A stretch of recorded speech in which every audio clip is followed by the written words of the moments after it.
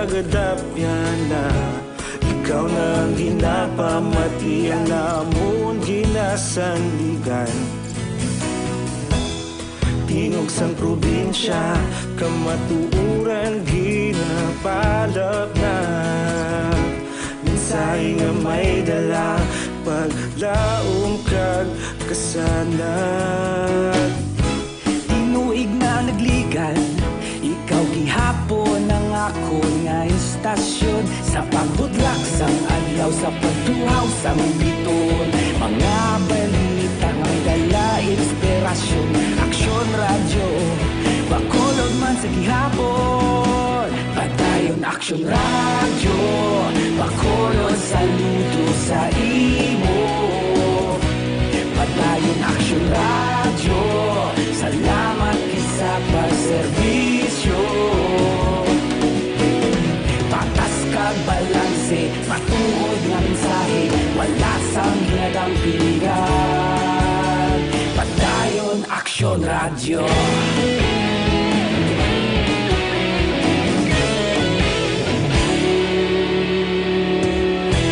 Pagkolon kag negosanon inyong pamatian. Stasyon nga nagapalaplag sang kamatuuran. Mabakod nga prinsipyo. Pabalik sa Aksyon Balita, 8th edition, detalye sang Balita Lokal. 290 ka mga nagkalain-lain nga salakyan ang nagkaladakpan sa Land Transportation Office kon LTO Region 6 sa National Intensified Operation kahapon nga adlaw. Suro ka LTO Region 6 spokesperson Riza Otayde. Nangin madidalagon ang ila pilot nationwide operation sa LTO kahapon. Kasunod sa naglapaw sa kinalauman nga numero sa mga nagasubak ang ila nagkaladakpan. Dugang pa ni Otay, posible magsaka pa ang datos sa mga nagladakpan bangod mayara sa mga checkpoints. Ngagin patigayon kung sa diin wala pa maaupod ang mga personnel sa LTO, kag wala man maupod sa isip ang mga nagkaladakpan sa iban nga operating units. Nagapanguna sa pinakamandamo nga narakop ang mga motorsiklo sa diin kalabanan sa mga nagamaneho. Ang wala sang lisensya o kung wala na rehistro ang motor. Kinasunda naman ini sang mga SUV kagadi pasahero nga jeepney. Kung sa diin madamo man sang mga pagsubak, amo nga wala sang seatbelt ang mga driver. Hindi one-time big-time operation ang gidpatigayon sang Land Transportation Office kahapon kag isa gid lamang ka nationwide campaign agod mamonitor ang mga pasaway sa dalanon. Sino kay LTO 6 spokesperson Riza Otayde, adlaw-adlaw nagapatigayon sang checkpoints sa mga dalanon ang magkatapos sang LTO kag madamo naman ang nagkaladakpan. Apang kahapon ang inmas na plagon kag naglanog ang kampanya sang LTO bangod tuman kadamo ang nadakpan kag halos nakibot ang kadam-an nga mga motorista. Nahibaluan kahapon nga adlaw nagupod sa nationwide operation na naglain-lain nga ahensya sang gobyerno, ilabi na ang Philippine National Police kag mga force multipliers sa tinutuyo nga umpisahan ang mas hugot nga pagbantay sa mga nagalapas sa layi sa dalanon. Pagpahayag niya Tayde ini ang isa sa mga solusyon sang LTO agod mabuhinan ang mga aksidente nga nagaluntad sa dalanon nga ginapakamalaot naman sadto ni Presidente Rodrigo Duterte. Sa ibang nga balita lokal, ginako ni Hinigaran na Municipal Mayor Jose Nadia Arceo nga desisyon sa ila pamilya nga isugid sa mga otoridad ang iyabayaw nga si Hermeno Sevilla. Bangod nagabaligya sa ilegal nga droga sa ila banwa kadadakpan sa Nobyembre 20 sa bypass operation sa kapulisan. Suro kay Arceo, ila ay naginhimo agod nga hindi na makapanghalit si iban ilabi na sa iya kaugalingon nga himata. Suro kay Arceo, nadakpan niya sadtong iya bayaw kag nakaserbi na sang iya penalidad. Rason nga nakagwa sa presuhan o galing nagbalik naman sa liwat sa bisyo. Suro pa sa alkalde sa iya paggalantaw madata sa gihapon ang ilegal nga droga sa ila banwa. Gani nga nagapangabay sa iya mga nasagupan nga magbulig sa mga kampanya. Palihag pa ni Arceo kung mayara sang himata nga nagausaro ko nagabaligya sa ilegal nga droga. Gilayon makig-angot sa kapulisan agod malikawan nga naka-impluwensya kag makapanghalit pa sa iban. Padayon pa ang ginapatigayon nga clearing operation sa lugar nga ginluntaran sang engkwentro kagabi Sa tunga sang mga militar kag rebelde nga grupo sa sitio Kanlusong, Barangay Kansalungon, Banwa sang Isabela. Wala man untat sa gihapon ang follow-up operation sa mga militar sa posible ginakahamtangan sang iban nga mga rebelde nga kaupod sa engkwentro kahapon. Suno kay 303rd Infantry Brigade Commander Brigadier General Benedict Arevalo, nagalawig sang masobra 1 ka oras ang pagbinaylohanay sang luthang sa magtimbang nga bahin. Na-recover sa lugar ang bangkay sang 1 ka lalaki nga ginkilala kay alias Dodong, ginapatihan intel kag sparo sang amua grupo kag pilaso naman si Ernesto Amalio. Arestado man sanday Maricar Estoya, Merencia Gaudia, Elizabeth Antrone, Georgian Lizaho kag Erlinda Garzola. Na-recover man sa mga militar ang mga personal nga pagkabutang, mga armas kag bala kag uniforme. Naibaloan ginabulubanta 15 ka mga armado na kaengkwentro sang militar sa ginpatigan nga patrol operation sa kabukiran nga sakop sang Isabela takna alas 4 kahapon sang Ginapatihan sang Philippine Army nga ang mga armado nga nakaengkwentro sang tropa sang militar kahapon sang hapon sa may sitio Kanlusong, Barangay Kansalungon, Banwa sang Isabela. Amo ang mga miyembro kon armado nga nagsulod sa balay sa isa ka kapitan sa Banwa sang Isabela nagligad nga Miyerkules. Suro kay 303rd Infantry Brigade Commander Brigadier General Benedict Arevalo. Walaw gid lamang ka kilometro ang kalayoon sa nga lugar sa diin naglunta ng engkwentro sa puloy-an ni Barangay Tinungan Kapitan Hurley Sambruna. Pahayag pa ni Arevalo ang ininga mga armado katapos ang Communist Party of the Philippines, CPP-NPA, Central Negros Command, nga nagapatrolya sa mga kabukiran sang Binalbagan, Himamaylan, Isabela, kag mga lugar nga sakop sang Negros Oriental. Sa katapusan nga balita lokal, wala sang pagpanakop nga himuon ng Bacolod City Police Office sa mga nagagamit sang vape. Iniging klaro ni Bacolod City Police Office Public Information Officer Police Lieutenant Colonel Ariel Pico. Sa baylo, ang ila ginahimo among pagpahibalo sa publiko nga sa masunod nga semana ila ipatuman ang total crackdown sa mga persona nga nagausar sang vape sa pampubliko nga lugar. Suno kay Pico, ginahulat nila ang executive order halin sa Office of the President antes nila ipatuman ang pag-aresto sa mga persona nga nagagamit sang vape sa pampubliko nga lugar. Sa karon, ang ginahimo sang BCPO among pagpahibalo sa mga nagabaligya sang vape kag establisamento komersyal sa posible matabo nga pag-aresto sa ila kung mabato na sang BCPO ang executive order halin sa presidente. Paagi sa Aksyon radyo na nawagan naman si Pico sa publiko, ilabi na sa mga vape users nga subong pa lang hindi na magamit sang vape o kun e-cigarettes sa mga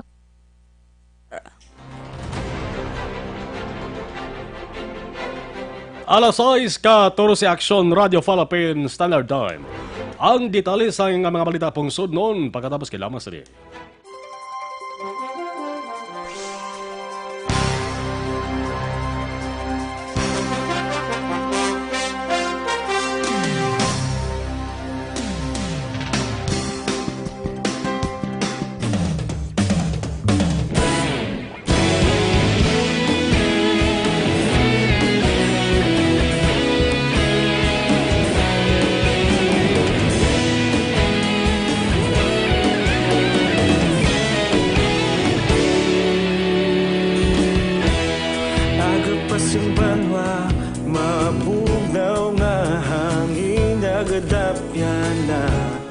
Ikaw na ginapamatian namon ginasandigan. Tingog sang probinsya kamatuuran ginapalap na.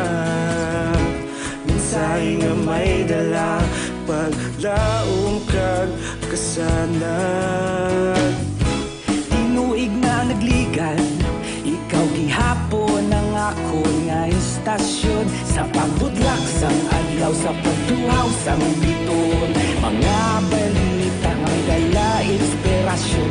Aksyon radyo, Bacolod man sa gihapon. Padayon Aksyon radyo, Bacolod saludo sa imo.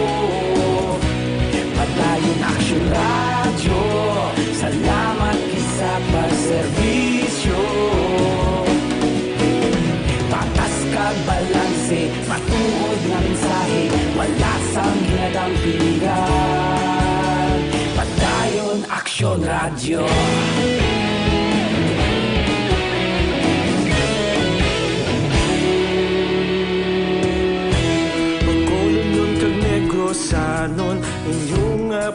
kamatian.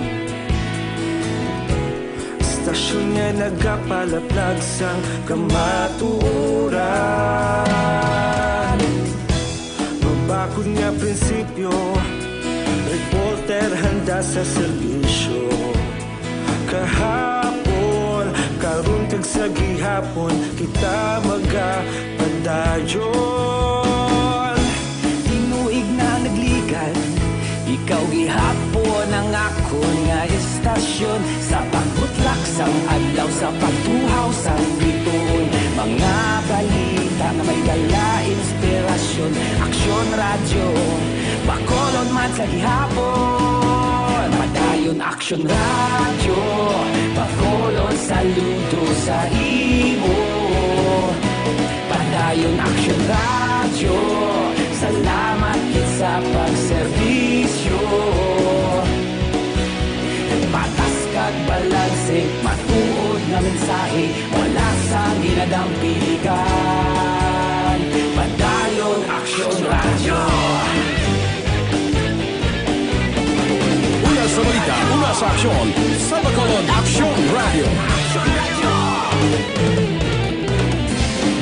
Una sa balita, una sa aksyon, sa Bacolod Aksyon Radio. Kita ulog na ngay, sabisan ano nga kalintangan. Responsable nga pagbalita, kadayon na ipalangnan. Malasig pero sigurado, aksyon nga may dala pagpalanggan.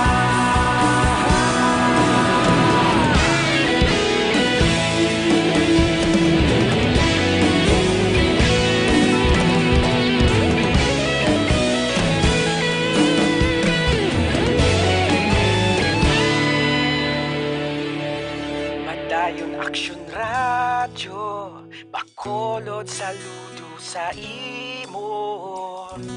Padayon Aksyon radyo, salamat gid sa pagserbisyo.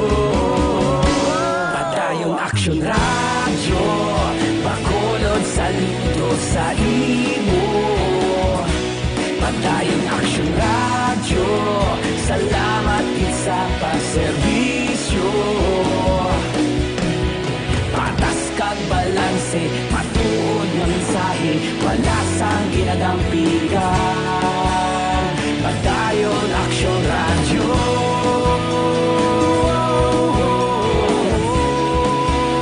Padayon Aksyon radyo.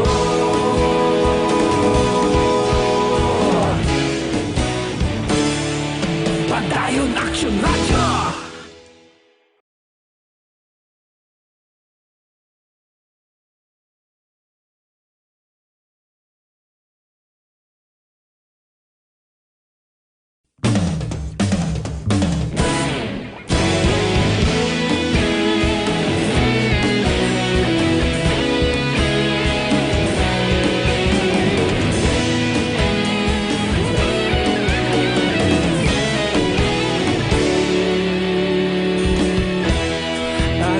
Simbanwa, mabugnaw nga hangin nagadapyan na.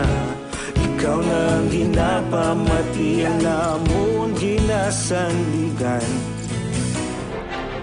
Pabalik sa Aksyon, Balita Evening Edition, las 6:20 Aksyon Radio Philippines Standard Time sa ritalisang mga balita nasyonal. Nagpanawagan ang Commission on Human Rights o na CSR nga matagaan sang hostisya ang mga biktima sang Maguindanao Massacre. Kadungan ni sa ika-pulo katuig nga anibersaryo sang brutal nga pagpatay sa pila ka mga individual lakip ang mga media sa Maguindanao. Suro sa CHR, wala pa sighapon na tagaan sang penalidad ang may kahilabtanan sa krimen. Dugang pa sa ahensya, madugay na nga nagahulat ang pamilya sa mga biktima nga serbe ang iserbe ang hostisya. Dugang pa dapat tabas kung man sa gobyerno ang mga mekanismo nga nagahatag sang proteksyon sa safety sa mga media. Samtang posible man ipagawa sang Korte Suprema ang desisyon o kon ila desisyon angot sa mga kaso sa masunod nga bulan. Gindumdum karon nga adlaw ang ikanapulo ka tuig nga makasilid ni nga Maguindanao Massacre nga nagluntad sadtong tuig 2009. Nagpatigayon sang misa sa lugar sa di natabo ang makasilid ni nga pagpatay sa 58 tanan ka mga tawo, lakip na ang madamo nga media personnel. Nagtambong sa amo nga misa si Presidential Task Force on Media Security Executive Director Undersecretary Joel Egco nga nagpanguna naman sa pagpangunahan naman ni Maguindanao 2nd District Congressman Ismael Toto Mangundadatu.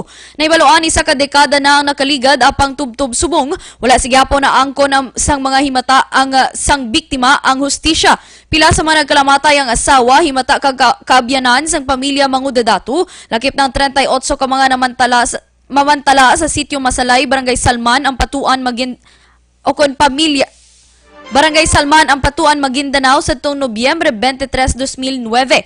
Una na nga nagpalayag ang kongresista nga magabiya siya sa pwesto in kaso mapaslawan nga maangko ng hustisya sa diin napatay na ang ginatudlong utok sa makasilid na nga krimen nga si Anay Maguindanao Governor Datu Andal ang patuan Senior. Nagalaom naman ang pamilya Mangundadatu nga maangko na ang matuod nga hustisya sa karon nga administrasyon ni Presidente Rodrigo Duterte. Nahibaluan sini nga tuig na talana nga ipagwa ang desisyon sang West sa among nga kaso. Sa ibang nga balita pong sudnon, ginapaabot nga may patuman na naman nga rollback sa praso sang produkto petrolyo sa masunod nga simana ini basiman sa weekly forecast sang Uni Oil Petroleum Philippines. Suro sa Uni Oil, mabuhinan sang 10 centimos to 20 centimos ang kada litro sang diesel, samtang 20 centimos to 30 centimos naman kada litro ang mabuhin sa presyo sang gasolina. Nabaluan sa nga tuig, naglabot ang dugang sa presyo sang kada litro sang gasolina sa 6 pesos 72 centimos, samtang 3 pesos 26 centimos naman kada litro sa diesel. Sa katapusan nga balita national, nakumpiskar sang otoridad ang 40-foot container sang ginaligar misdeclared nga mga electronic waste gikan sa South Korea. Sa press release ng Bureau of Customs sa nga mga shipment nag-abot sadtong Nobyembre 6. Ang gindeklarar sa mga shipment among used TV and electronic parts. Ginrekomendaran sang otoridad nga i-revoke ang accreditations sang nag-import. Natala naman nga ipa-deport ang mga shipment bangod sa pagbayolar sang Section 14 sang RA 6969 kag Article 8 sang the Basel Convention and the Transboundary Movements of Hazardous Waste and their Disposal. Sa karon padayon pang investigasyon sang otoridad, ilabi na ang pagkilala sang mga persona nga tag-iya sini. 23 minutos nakaligas at tak ng alasay sa Aksyon Radio Philippines Standard Time. Balita sa luwas sa Pilipinas kag iban pa sa pagpanumbalik sa Aksyon Balita Evening Edition.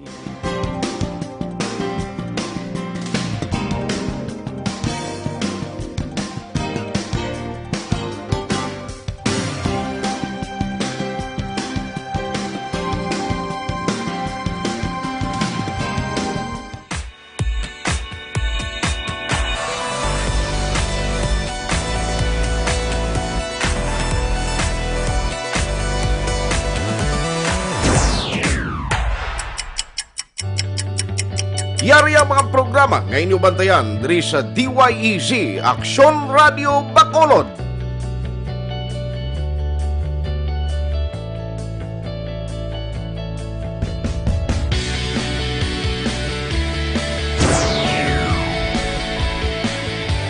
Aksyon Reports, first portion.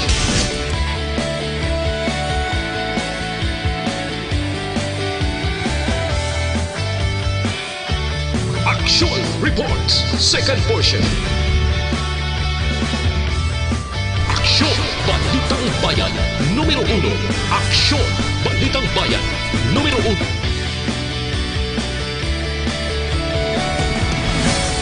Aksyon Balita Morning Edition.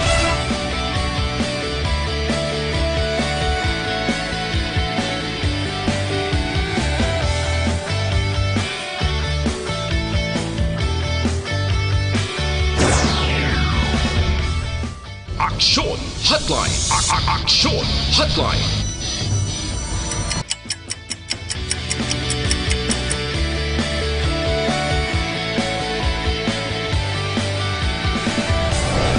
Aksyon Balita Banat.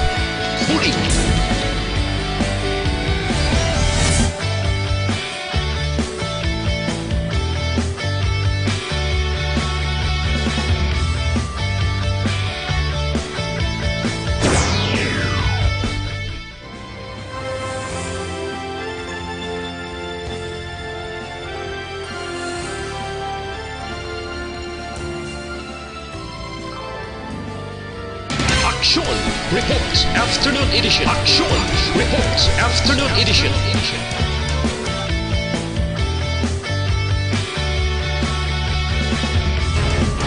Aksyon Balita Evening Edition.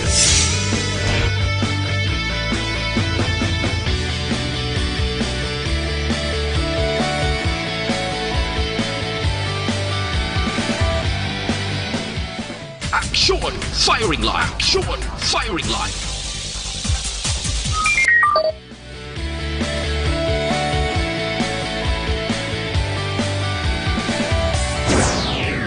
Attention all units. Attention all units. This is base control. Please proceed to Area 1 immediately. Aksyon! Night Patrol!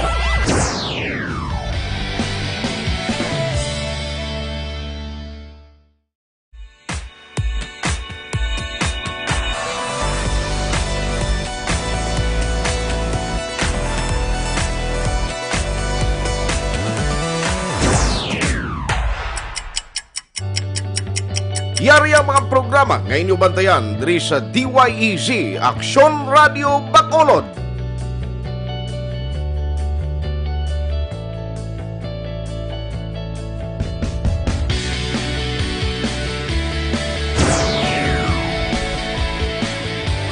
Aksyon Reports First Portion.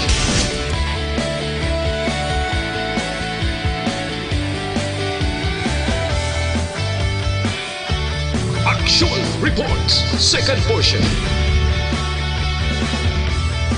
Aksyon Balitang Bayan Numero 1. Aksyon Balitang Bayan Numero 1.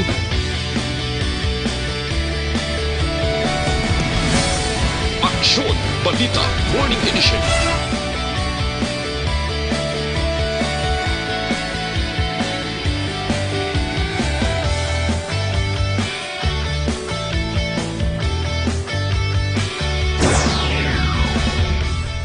Aksyon Hotline.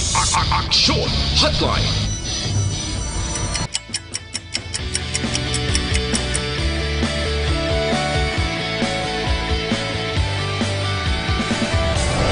Aksyon Balita Banat Huling.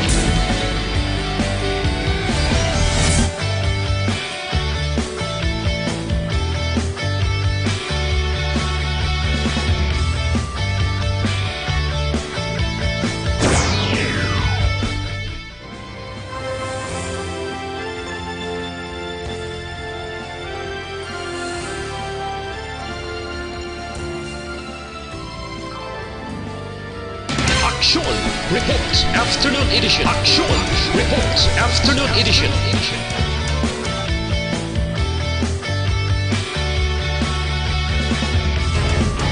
Aksyon Balita Evening Edition.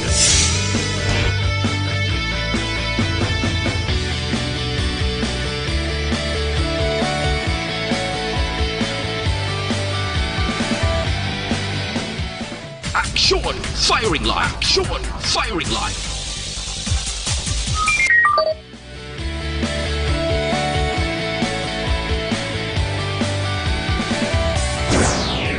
Attention all units. Attention all units. This is base control. Please proceed to Area 1 immediately. Aksyon! Night Patrol!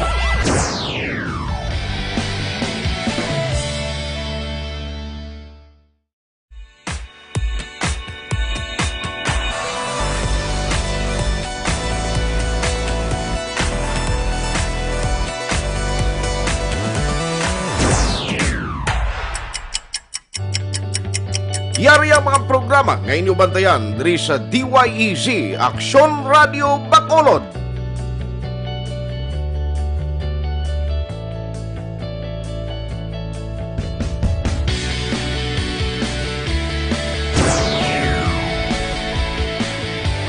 Aksyon Reports First Portion.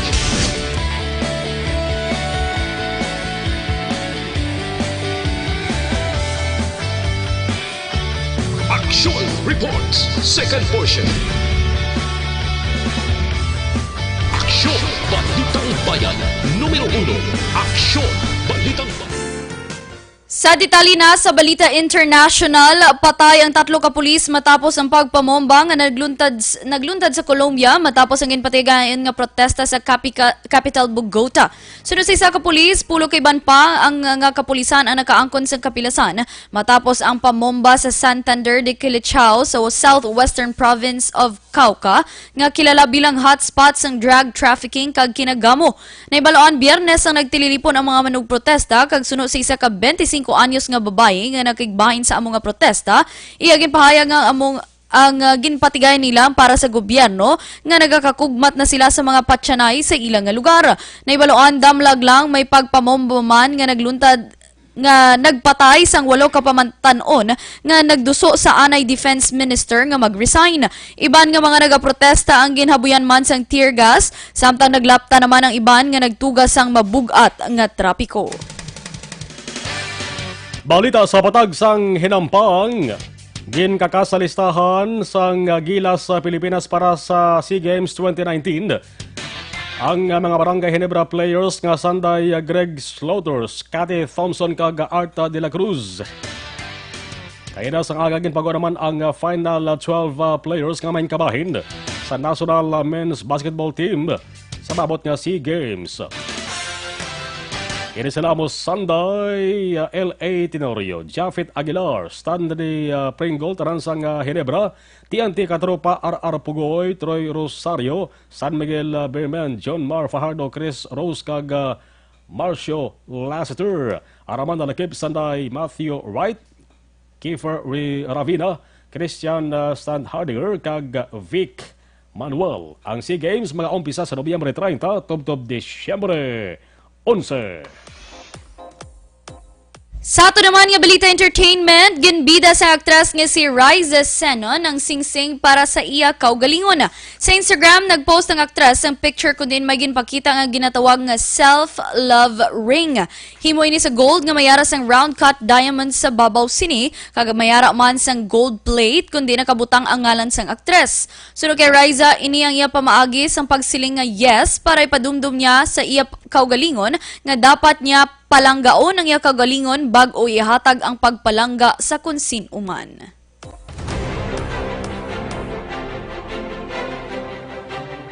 Inyo nabatian detalye sang mga balita sa Aksyon Balita Evening Edition, November 23, 2019. Gikan sa News and Information Santos ang Aksyon Radio Bacolod ang inyong mga tagbalita. Aksyon Eden Aboso. With Aksyon Elmar Madera, kag Aksyon Elway sa Technical Control. Ako naman Aksyon Marlon Genovea. Nagpasalamat kag nagaagda sa Aksyon Firing Line for more news, information, and komentary kabot kay Aksyon Brian Morden magasunod na. Una sa balita, una sa Aksyon. Sa Bacolod, Aksyon Radio.